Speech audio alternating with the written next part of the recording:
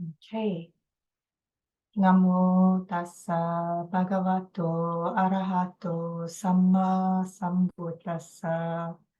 Namo tassa bhagavato arahato samma sambuddhassa. Namo tassa bhagavato arahato samma sambuddhassa. Sadhu, sadhu, sadhu. Okay, so for this week, we will continue the reading of the Nevermind Game book by Sasana Dipika, Venerable Khanti Khemaji. We will read chapter 7 and also chapter 8 this week because chapter 8 is very short. So we will try and cover 2 chapters in today's reading. So last 2 weeks in chapter 5 and chapter 6, we discussed quite in detail. Venerable Khema gave a very detailed explanation of how the game works, how the Nevermind game works. So basically, whenever a hindrance occurs or we are taken away from the task we have at hand, all we need to do is just remind ourselves to never mind, let it go, relax, smile, and then bring ourselves back to the task at hand or bring ourselves back to the object of meditation. So this is ideally practiced daily in any encounter and also as often as possible. And when we keep doing this, then this will be able to help us progress in our practice because it ties in with how the human cognitive process works. And in the previous chapter, we already discussed how the human cognitive process works in terms of the dependent co-arising or dependent origination links. And here what we're trying to do really is to overcome the craving. Okay, so for today, chapter 7, terminology to keep in mind. So here Venerable Khema wants us to keep in mind some terminologies that is often used. Okay. So the meaning of certain words is very specific in the Nevermind game. When we talk about this practice, there are some keywords we need to implant in our brains. So we always remember them in these particular ways. Okay, so the first terminology here is meditation. So what is meditation? So this practice serves as the perfect observation instrument to watch the movement of mind's attention more closely in order to see clearly how life works. Okay, so there are a couple of keywords in this sentence, especially perfect observation instrument. So meditation is a tool, it's an instrument, it's an observation instrument or an observation tool. What is it used for? It's used to watch the movement of mind's attention more closely. So the mind tends to move from one object to another, whether it's during the meditation practice itself, formal meditation practice itself, or even in our day-to-day life. And so what we intend to focus on here is really just to observe very carefully how that movement of mind's attention works. Okay, so the practice is like a microscope sitting on our table. We meditate to see up close what suffering actually is. We observe the cause of suffering to see the components that make it happen. The Nevermind game allows us to see how suffering can stop so the mind can become clear. We play the game to experience how it feels to escape suffering, feel relief, and smile. Okay, so the second terminology here is mindfulness, and there are a lot of different definitions and explanations of mindfulness in today's society. Here, Venerable Khema aims to give a more thorough explanation of what mindfulness really, what mindfulness really means. Okay, so this is our actual observation. So the act of that observation itself. Okay, so it has just the right amount of concentration in it, so we can watch how things work without feeling tension and tightness. This skilled form of observation helps us achieve a balance that is not too tight and not too loose. So those of us who maybe recall Venerable Khema used to, when she used to give talks, she used to give the analogy of an acrobat that is walking on a tightrope. So she sometimes used that analogy in terms of it's that trying to achieve that balance really is quite subtle. So it's almost like the act of walking on a tightrope, or another time she used the analogy of those of us who remember the movie some time back, the Indiana Jones and the Last Crusade, where close to the final moments of the movie, Indiana Jones is trying to walk across a deep crevice, and then he's walking through a very narrow pathway to cross to the other side, and he has to maintain that kind of very careful, skilled balance so that he doesn't fall off. So that's the kind of skill observation that is being described here, is mindfulness. So it's just right. So it's not too tight, it's not too loose, it's just right, very balanced. And mindfulness reminds us to keep this kind of observation going all the time by not paying attention to any arising distraction or sensation that might cause our attention to move away from our present task. So here we need to be mindful. We need to be we need to be aware that distractions that arise can be coming in any form. So it can be bodily distractions, it can be mental distractions, it can be physical distractions, mental distractions. It can be distractions coming through any of the 6 sense spaces. It can be any sensations that we may experience in the body. Whatever it is that arises that causes our attention to move away from our present task. So if our present task relates to what we are working on at the moment, whether at work or at school, or we're doing some housework at home, if whatever it is that arises moves our attention away from that task, then we're no longer mindful. So we are distracted already. So then the skill is to be able to observe that, oops, we have moved away due to the distraction. So we need to bring ourselves back to the present task. If we're in a form of meditation, then it would be bringing ourselves back to our object of meditation. So how clear our observation becomes is determined by how well we can let everything else temporarily go and simply watch to see what happens next. That is how we explore to understand the deepest levels of mind's operation. So here, it's quite important to understand that this practice of mindfulness really is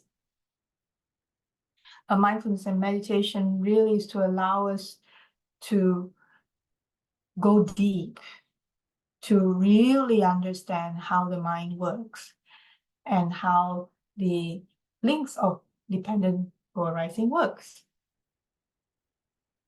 Okay, next terminology, insight. So an insight is something we suddenly realize and understand how mind and suffering works in a way we didn't comprehend before. Whenever we learn something new about how mind works, we have become more enlightened and usually delighted. This means that practicing the Nevermind game helps us get smarter too. Yeah, so in the process of practicing Nevermind game, what's actually happening, it's a gradual process. It's not something that happens overnight. It's a gradual process. But the more we practice this, the more insights will occur in the mind very gradually.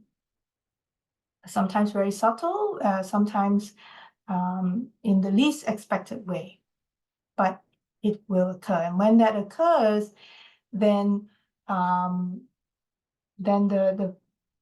possibly the faculties will also increase it. So it's kind of supporting each other. So the 5 faculties of faith, energy, mindfulness, concentration or right concentration, and wisdom will arise. And this in turns then, fuels because they are the 5 faculties, so then they will fuel the practice even more. Okay, so next terminology, suffering, right? So there's all kinds of explanations about suffering in today's society. But here, Venerable Khema wishes to offer, in the simpler sense, what suffering is. So there are basically speaking 2 kinds of suffering. So the most common form of suffering is felt as bodily pain, bringing about physical suffering. And that's simple, easy to understand. Everybody can understand pain in the body. The second form is mental suffering in the form of grief and despair. For instance, when a working eye sees color and form, eye consciousness arises. The meaning of these 3 is eye contact. With eye contact as condition, eye feeling arises, which is either painful, pleasant, or neutral. Okay? So let's say the feeling that arises is painful. The eye feeling that arises is painful. And as a result, tension and tightness comes up within us that cause craving to arise. So here in this case, the craving here is the I don't like it mind. So what happens is when the eye sees a color and form or sees a form and the consciousness arises, when the eye, color or form and the eye consciousness meet, that is called eye contact. Now, because of this eye contact that has arisen, feeling in the eye will arise because of that contact. And this feeling is either painful, pleasant, or neutral. So in this case, the example here is saying, okay, let's take an eye feeling that is painful, perhaps something that we see a very extremely bright light, for example, that is very uncomfortable or painful to the eye. So that arises, and because that is painful, that is uncomfortable, the body will tense up. It will become tight. Okay, and that tightness, that tension is a manifestation of the craving that arises. Here in this case, this particular craving is, I don't like it. I don't like that painful eye feeling. So craving has within it the seed for personal aversion, leading to stress and suffering. And all this happens very quickly, and usually we begin fighting with the truth of how something is or isn't, when we would prefer it to be otherwise. Anytime we fight with the truth or try to control the truth, we are causing ourselves suffering. So many times we listen to even For example, some of Bhante Vinmala Ramsey's talks, he has mentioned a couple of times before, the pain that we're experiencing, that is the truth. If we want to fight against that pain, then we are fighting against the truth, or we are trying to control the truth because of that fighting, not because of the pain itself, but because we are trying to fight against the pain or control against the pain. That is what is causing our suffering, not the pain itself. Okay. Right. Next section. Supporters on your Nevermind Game team. Okay. So we have a team to support us. So the unique thing about this Nevermind Game is that you don't have to play it alone. That's good to know. You do have some support players on your Nevermind Game team, which can be called upon to help keep you going strong in the game. These supporting players are, okay, so what are these supporting players? They are the 7 factors. So the mindfulness, investigation, energy, joy, tranquility, collectedness, and equanimity. So those 7 factors will support us in this Nevermind Game. You also have 4 backup players on your team: impermanence, patience, curiosity, and persistence.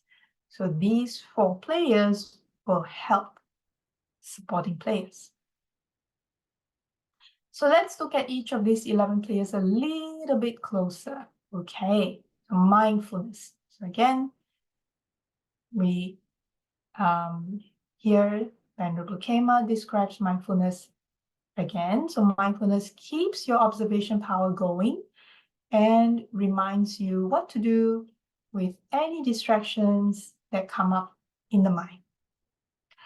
It also reminds you to do all of the steps in your Nevermind Game in the same order whenever a distraction arises. So this is important. We need to be able to practice the Nevermind Game every time in the same order. That is, never mind, let it go, relax, smile, return to our task or object of meditation. The moment we swap things around, that will not help us train the mind in our practice, because this relates to how the brain works in terms of neuroplasticity. We need to keep repeating the game in exactly the same way, in exactly the same order, every time, each time we are practicing. Okay. So whenever a distraction arises, just never mind, let it go, relax, smile, come back to our task or object of meditation. The second player is investigation. So what are we trying to investigate? So investigation uncovers the true nature of mind by revealing the 4 noble truths, the links of human cognition, and the 3 characteristics of existence. So what are the 3 characteristics of existence? Impermanence, that is anicca, the impersonal nature of everything, anatta, and suffering, dukkha. So here is important to note, because there are many different descriptions and translations of anatta. Here it is important to note that anatta really means that everything that occurs is impersonal in nature. Okay, the moment we attach it, we make it personal, that's why we suffer. Okay, the moment we see that, oh, okay, this physical sensation arises in the body, that's impersonal. It arises because of causes and conditions that allow it to arise. Okay, it's not that I want it to arise, right? It just arises because there are causes and conditions for it to arise. Similarly, any mental discomfort that occurs also arises due to causes and conditions that allow it to arise. The moment we attach and make it personal, we say that, oh, that is my mental suffering, or that is my physical suffering, that's when we we make it personal, and because of that, then we suffer. Okay, so the third player is energy.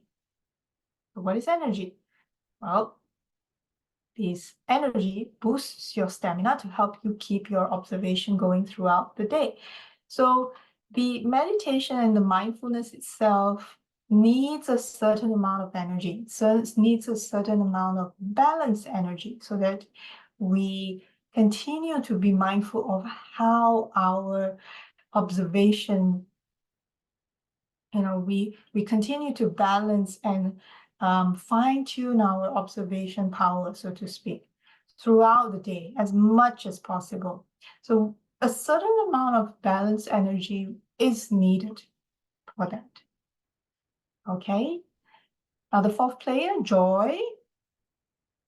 We need to have joy in our practice. So joy supports mind to keep smiling. So the moment joy goes away, automatically we don't smile anymore. They go hand in hand. So joy supports mind to keep smiling. So it stays light and brings about sharper awareness when doing any task during your daily life. So when we have joy as a player in our practice, automatically we start to smile. Smile either on our lips, smiling in our heart, smiling in our eyes. Bhante Vimalaramsi used to give that meditation guidance as well in terms of how to smile. So it's important to know how to smile as well, so that we continue to maintain that joy or that joyful awareness in our practice. Now, the fifth player is tranquility. So tranquility is a certain kind of calmness, and that helps the mind to rest when it needs to rebuild its strength. So joy and tranquility need to be a little bit balanced together with energy, because too much of one thing, then the mind becomes a little bit unbalanced, and that's when the meditation itself feels the imbalance doesn't allow one to progress so well. So tranquility is important here to help with that balance. Number 6 is collectedness. So here, collectedness is a commonly used, Bhante Vimalaramsi used to explain collectedness is a better term rather than concentration, which is the common terminology used. And here Venerable Khema aims to explain a little bit further what collectedness is. So collectedness supports a productive level of concentration. So the level of concentration that is productive to our practice. And that level of concentration is neither too tight nor too loose for clear observation to occur. So it cannot be way too focused or zoomed in, because if it is too tight, then we won't be able to achieve a productive level of concentration or collectedness. If it is too loose, there won't be the energy needed to have a clear observation of what is occurring in the mind, how the mind is moving from one object to another. Okay, player number 7, equanimity. So why is equanimity important? So equanimity balances mind so that it is super clear without any fear. It helps you stop reacting and start responding during your life. So equanimity and tranquility go hand in hand. So whenever we have tranquility and also the collectedness with us, then equanimity helps with the balancing. So with tranquility and equanimity, we have these players, if you will, so that whenever somebody says something or there's an event that occurred, or whatever it is, could be a hindrance that is distracting us from our task. Equanimity, tranquility, collectedness, all these players help us to stop reacting to the situation. So we are so used to being caught up with our habits, our habitual tendencies, that we just react mindlessly sometimes. But with equanimity and tranquility, and with mindfulness in play, we start to see things a little bit clearer, and then we start to be able to respond to events that occur. And in this way, then, we will avoid further conflict. We will avoid the tendency to break our precepts. We will avoid many negative situations that would otherwise occur if we react in the usual manner based on our habitual tendencies. Okay. So the 8th player, impermanence. Impermanence assures that anything arising will always pass away. So don't fret, keep playing the game. Now this is a very, very, very, very useful tool. Venerable Khema used to, tell the story of the time that she was in a taxi and she was talking to a taxi driver who was really in a lot of mental suffering just because of a passenger that didn't, treat him very well. So although the event had long passed, but this taxi driver was still holding on to the negativity coming from that event. So long as we keep reminding ourselves, whatever that arises always will pass away, then we just keep going. Just keep playing the Nevermind game. So we don't have to hang on to things because it will pass anyway. Okay. Here at the bottom of this page is a very short explanation of what the 4 noble truths are, because that was touched upon when we talked about investigation. Okay, so then what is patience? Patience supports you to let go of expectations and persevere through all the distractions you meet. Patience is super important in the practice. Without patience, we won't be able to get anywhere, because this training is a gradual training. It's a gradual process. It's not something that will occur overnight. So we need to be patient with ourselves, patient with others, to let go of expectations and just keep going. Okay. Curiosity. Curiosity helps keep your interest and investigation going. Okay, so curiosity also helps with, so here is the player investigation. Player number 2 is mentioned, but also curiosity also will fuel the energy, keeps the interest, fuels the energy, keeps us going. So curiosity does play a part. And if some of us might recall, Venerable Khema, Bhante Vimalaramsi, they used to remind us, when we take on this practice, we should practice like we are kids, curious kids, seeing things as they occur as though it were for the first time. So like how a child sees the world for the first time, that level of curiosity we should try to keep in our practice. Persistence. Persistence encourages you not to give up, to keep going, and to keep repeating the cycle the exact same way every time until mind fully understands it. So persistence is very important because we do not know. It all depends on how our mind, how our brain is wired. We have to keep practicing it exactly the same way.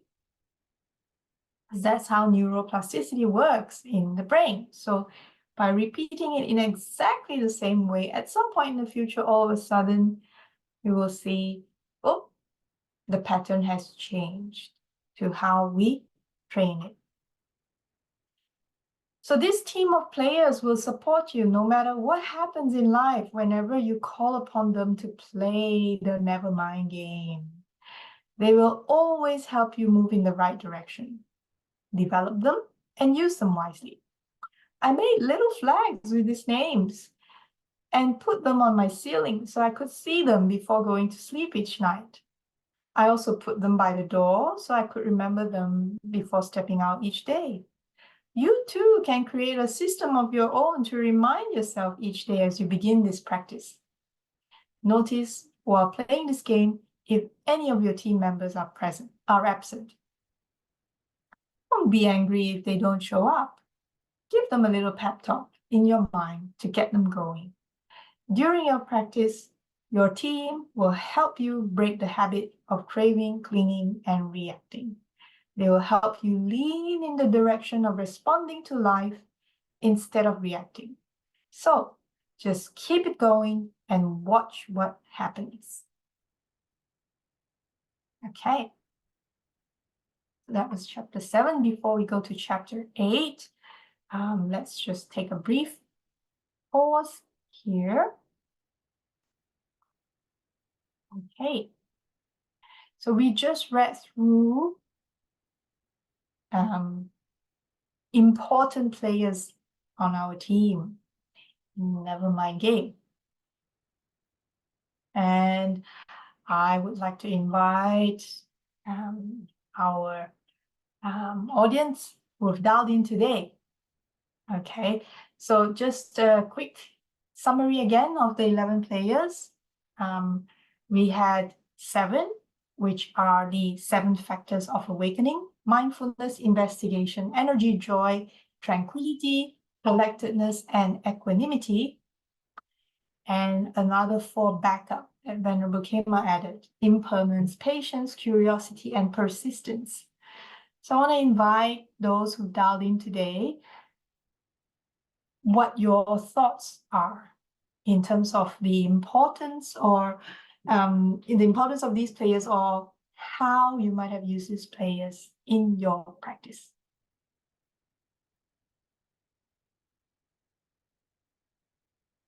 Anyone would like to share their thoughts or reflections? Jay, do you have anything you would like to share around the 7 factors of awakening?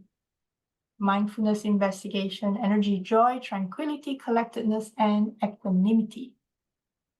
Investigation is a thing which I quite closely follow. Because when you sit in the meditation, you all of a sudden you realize that you have reached at a far distance. Then you just trace back and see which moment, which is a place, what triggered that. Maybe a sound just outside the sound may lead you to somewhere else. It's all connected. So that I keep trying it out in my meditation. Yeah. I don't know whether I'm able to explain it in words. It's really it is seen to be believed. It is seen to believe it. And the small sound, take your vibration, how it happens, and how you move away from a objective meditation to something else. Okay, that's interesting. For me, I don't, the way I practice, I don't really tend to go into detail like that. I try to take a more, how say, broader overview in terms of practice. So actually for me, investigation is more like, say if something occurs at work, let's say, then for investigation for me is more like, so-and-so said something or reacted in a certain way because that is how so-and-so perceives an event. I'm not sure if I'm making sense. So let's say if person A, due to a certain event, says something or reacts in a certain way. Or let's say I did something and then person A comments about what I did. So usually for me, investigation would be the way I relate it is, person A makes that comment based on what they perceive what I did,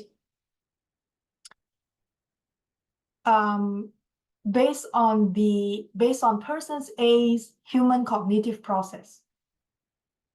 So how whatever so I would be the form to them. They have an I, I'm the form, or whatever I portray. The I and the form, because of I and form arising, I consciousness arise in them. Then the meaning of the three is eye contact.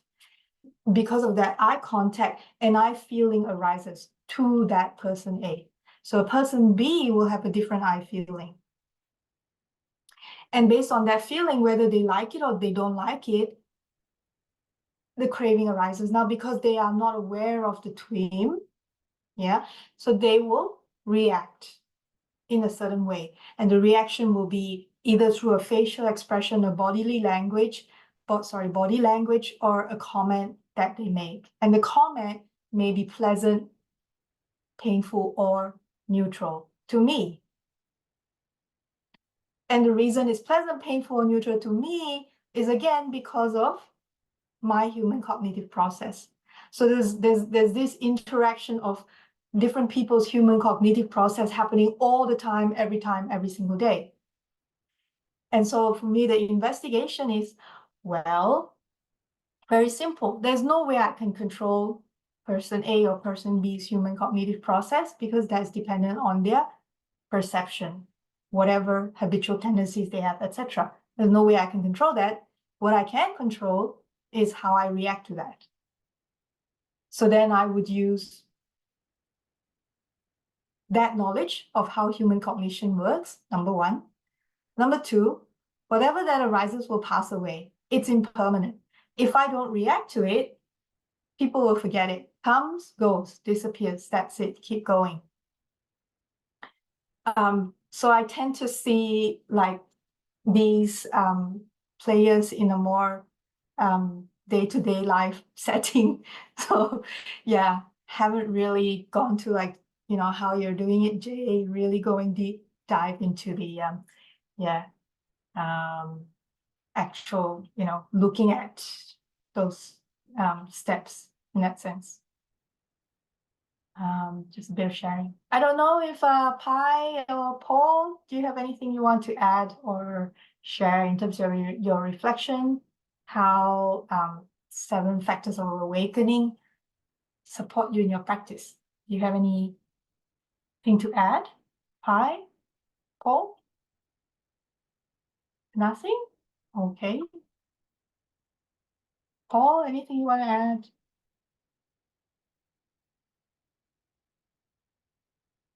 If not, we can continue with chapter 8. So chapter 8 is very brief. So let's see where we go with chapter 8. I'm going to share chapter 8. Right, so chapter 8, staying on track to win the game. Okay, win the Nevermind game. Okay. So whenever mind's attention slips and moves towards a distraction, it shows that you must practice the following steps of right effort immediately. Number 1, think, never mind. And as you verbalize this in your mind, okay, so this is quite interesting. Yeah. With the training initially, it's quite useful to verbalize it, because when we verbalize never mind in the mind, that triggers a kind of, I don't know what word I should use here. Because all of us, like Venerable Khema, in the beginning of this book already mentioned the word never mind in multiple languages. So almost all languages have this concept of never mind in their language. And so when we verbalize this in whatever language that we are comfortable in or grew up with, it automatically triggers a feeling of letting go. So the moment we verbalize never mind in whatever language in our mind, that transition to the second step of letting go becomes almost seamless. So it makes it very easy to get into the letting go stage. So that's why it's important in the beginning to at least verbalize this first step of never mind. At some point, when the practice of using this never mind game becomes seamless in our day-to-day practice, then we can drop away the verbalization if we need it, but the mental action is still there. Okay, so second step, let go of the distraction by simply letting it fall away. Number 3, relax your head. So we don't have to go through the entire process of relaxing the body from the top of the head to the toes. We just need to relax the head to lighten the mind. Good enough, and that's it. Just relax the head. And there's I think if anyone's interested, there are a couple of talks that Bhante Vimla Ramsey and Sister Khema explained before why relaxing the head is sufficient. And there's a scientific explanation to that for anyone interested. Okay, number 4, re-smile, or just smile. If we've forgotten to smile, re-smile to sharpen your awareness. And again, there have been a couple of talks before. Venerable Khema used to explain the scientific process that occurs in the brain when we smile, or when there's a smile occurring, triggering muscles in the face, which will trigger some chemical reactions in the brain. Okay, so this is all quite scientific. So we need to re-smile in order to trigger those chemical reactions in the brain, which will then help us sharpen our awareness. And number 5, as your attention comes back, continue with your task with a smile. So here's a small little diagram that shows the 5 steps going in circles. And repeat this cycle as needed until mind does it automatically. Practice the Nevermind game like this during your life, whenever you feel pulled away from your job, studying, or any chore. Keep smiling and forgive the distraction by putting some loving kindness into it when you abandon the distraction. So this is actually quite important sentence here. Keep smiling. So that's important because we need to keep that sharpened awareness going. So here, number 4, re-smile to sharpen the awareness. The more we smile, the more we are working towards sharpening our awareness. So that's why it's important to keep smiling throughout the day. Also, it's a way to keep our layer called joy going back to the reading earlier.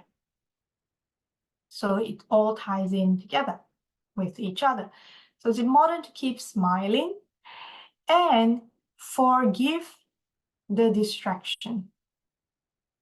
This is a very useful step. So whatever distraction that occurs, of course, we want to never mind, let it go, but it gives, by doing this, forgiving the distraction, this actually is like an added bonus, so to speak. Because when we think, never mind the distraction, let it go, and forgive that distraction, and it's described here by putting some loving kindness into it, it actually allows us to, it's like a complementary tool to each other. So we are, never mind, let it go, forgive the distraction as we let it go, is actually, in a way, training or retraining our mind very in a step-by-step process and in a repetitive process, how to eventually be able to not allow that distraction to come back eventually at some point. So this practice of forgiving that distraction in a way is also retuning our how to say, perception towards that distraction as well, in some sense. So don't be frustrated or anxious, because after all, distractions are impermanent, aren't they? Yes, they are. Anything that arises will pass away. If I don't feed a distraction, if I don't feed a distraction my attention, it will always fade away. Keep that in mind. Your teammate, anicca, which is impermanence, is there to remind you that this too shall pass. So, never mind it. Whenever you play the game, it serves to counteract ill will, hatred, discontentment, or aversion towards anything you face in life. So this is quite important to know. This game is really to help us cultivate the 4 Brahma Viharas. This game, this Nevermind game, the more we practice it, the more it's actually helping us practice metta, loving kindness, compassion, karuna, mudita, altruistic joy or appreciative joy, and upekkha, equanimity. Okay, because those 4 Brahma Viharas are actually the antidotes to ill will, hatred, discontentment, or aversion. So by practicing this, we are actually at the same time in our daily life practicing the 4 Brahma Viharas. So learning to lovingly accept your present time task will end resentment, reduce stress, and help to increase your productivity at work, home, or in school. As you practice, you are replacing such unpleasant emotions with forgiveness, loving kindness, compassion, appreciative joy, and equanimity. Okay, so I jumped ahead a little bit. So Venerable Khema re-emphasized this here. So Q comes back now. Q says, that's a good change for most of us, right? And Venerable Khema says, yes. So have some fun trying this. Keep smiling. Don't come down on yourself if you slip once in a while. Everybody does. The objective for this game is to understand completely how suffering works, the cause of it, the cessation of it, and how to live more effectively without it. This mind management game, so here it's important to understand what we are doing here. We play Nevermind Game. It's a mind management game. We are using this tool to manage our mind. So this mind management game brings about a lot of relief as it gradually changes your mind and actions. The opening of mind to reach knowledge and wisdom only happens through your own personal practice. Through skilled observation or mindfulness, you first attain knowledge and vision from this practice. This becomes the foundation for rising wisdom. The understanding of how mind works is then called knowledge and wisdom. As you keep on playing the game, you begin to realize how very impersonal the process of your experiences in life are. This fact brings great relief as old fears and doubts disappear. We are letting go of the weight of ignorance. The average person lives in a day-to-day conventional reality, and this conventional reality operates in conjunction with our body as we see, hear, smell, taste, or touch external context. When we have an untrained mind, our mind will float around like a boat without someone steering it at the helm. We humans are beyond relying on instinct alone. So we're different from animals in the sense that we can use our logical thinking instead of just blindly reacting. It is our responsibility as evolved sentient beings to realize this and to carefully respond instead of reacting when carelessly caught by the wheel of suffering. No one else can do this for us. How quickly we develop strong mindfulness, knowledge, and equanimity depends on how closely we follow the instructions of the Nevermind Game and keep it going all the time. Every time we practice the cycle in this game, we are letting go of old habits and changing to move in a wiser direction. Can you let old ideas fall away? Hugh says, listening to this, I believe I can. Venerable Khema then probes further. Can you try something new? Thank you. Is all game for it? Sure, I can.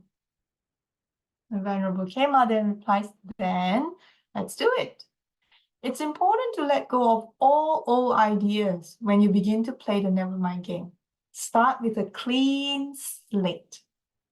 You will more likely smile each time you manage to let go of something and say to yourself, never mind. Each time you do that, life gets easier. The more you smile, the more productive the game becomes. Have fun with this. A mind that is uncluttered can be more relaxed and calm. Such a mind is more willing to listen and learn. It is more willing to change. This is a good mind state to develop, isn't it? So that was chapter 8, very short, brief chapter. I'm going to stop sharing here and just like to see if anyone has anything they want to add or comment just based on today's readings. Or if you have any questions, if I can't answer them, of course, I will bring them to the twin guides or to Bhante Dhammagavesi to help.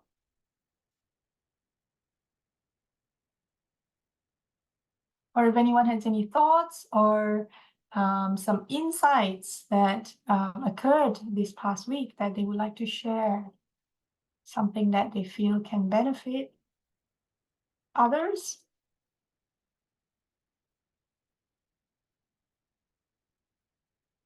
Yes, no? No comment? Okay.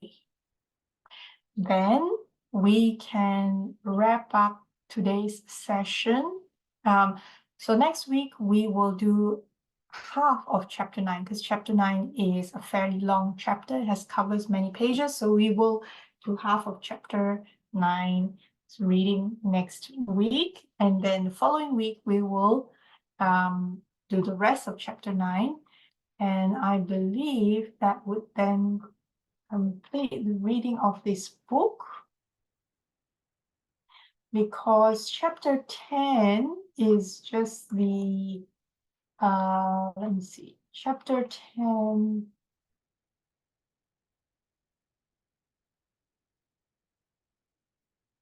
Okay. Yeah. Chapter 10 is very brief. Chapter 10 is just like a scorecard.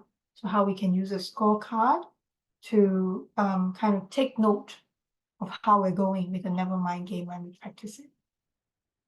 Okay, so if there are no further comments or questions, we can then wrap up today's reading with the sharing of merits. I am just going to share the screen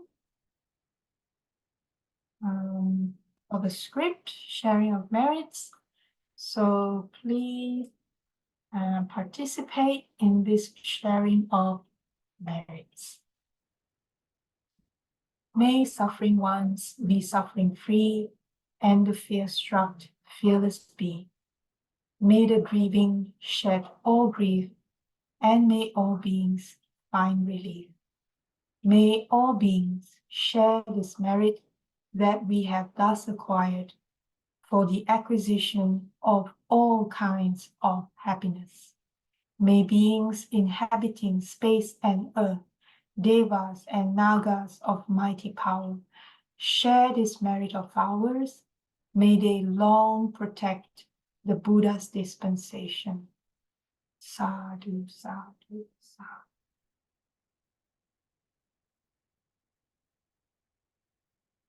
Hey, I hope everyone enjoyed today's reading. We will continue chapter 9 next week. Wishing everyone good health, happiness, and a fantastic week ahead. Bye-bye. Bye.